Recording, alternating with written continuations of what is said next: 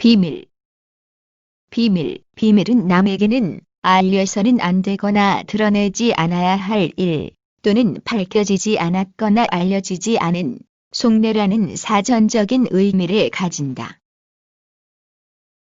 그래서 일반적인 비밀의 속성은 어둡고 개인적이며 배타적이다. 그래서 만약 연인 사이에 비밀이 존재하게 되면 두 사람 사이에는 단단한 벽이 생겨난다. 대화 중에 비밀과 관련된 단어나 내용이 나오면 자기도 모르게 자신을 방어하려 하고 상대방은 그런 연인의 태도를 의아하게 여기며 당황하게 된다. 연인이나 배우자와 함께 있는데 비밀스러운 사람에게 전화가 오면 전화를 끊어버리거나 다른 곳에 가서 전화를 받게 된다.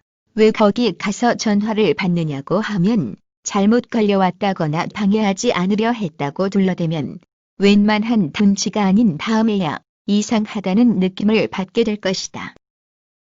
비밀이 팔로 나면 서로를 향한 믿음의 금이 가기 시작하고 비밀이 많으면 많을수록 관계는 점점 힘들어진다. 어디까지 말해야 되는지 판단하는 것이 어려울 때도 있지만 그 비밀이 결혼 생활과 관련이 있는 부분인지 우선 생각하여서 관련이 크다면 드러내서 이해를 구하는 것이 더 좋을 것이다.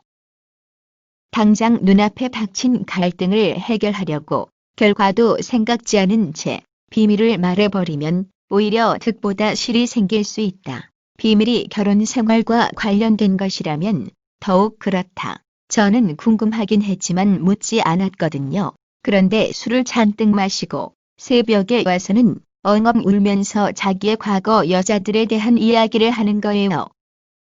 듣는 순간 머리와 가슴이 텅 비어버렸어요. 내가 알던 사람이 아니라는 생각이 들더라고요. 말해버려 자신은 비밀에서 해방되어 행복하겠지만 저는 이제 불행의 시작이에요. 어쩌면 좋을까요? 굳이 말하지 않아도 되는 어두운 과거인데 자괴감 때문에 상대방에게 비밀을 털어놓는 대책, 얻는 솔직함은 문제가 된다. 네가 전혀 신경 쓰지 않을 테니까 말을 해봐요. 라는 요청에 그런 말을 하여 문제가 되었다면 누구를 탓해야 될지 판단하기 어렵다. 비밀을 누군가와 나누게 되는 경우 누구나 한 번쯤은 말해보고 들어봤을 말이 있다. 공공아, 이거 비밀인데 너한테만 말해줄게. XX가 말하지 말라고 했는데 딴 데 가서 말하면 안 돼. 비밀이 누설되는 현장에서는 많은 사람들이 함구할 것을 서로에게 약속한다. 그러나 생각해보자. 스스로 지키지 않은 그 약속이 지켜질까?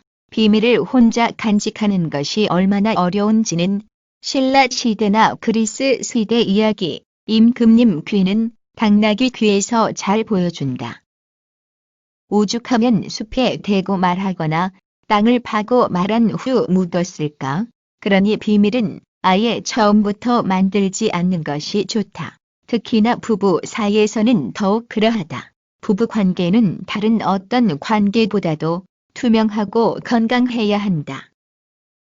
만약 불가피하게 비밀이 생겼다면 위에서 언급한 대로 굳이 말해서 화를 부르지 말고 절대 누구에게도 말하지 말고 마음속 깊이 담아두자. 열지 않아야 아름다운 판도라의 상자처럼 말이다. 부부 관계에서 비밀이나 사생활 보장은 타인과의 관계에서 나타나게 되는 그것과는 정도의 차이가 날 수 있지만 기본적으로는 같은 것이다.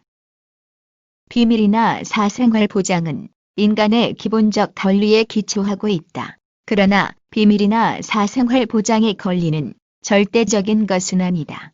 비밀이 가끔 밝혀져야 할 경우가 있는데 본인이나 다른 사람에게 상당한 해를 끼칠 가능성이 있을 때 등이다.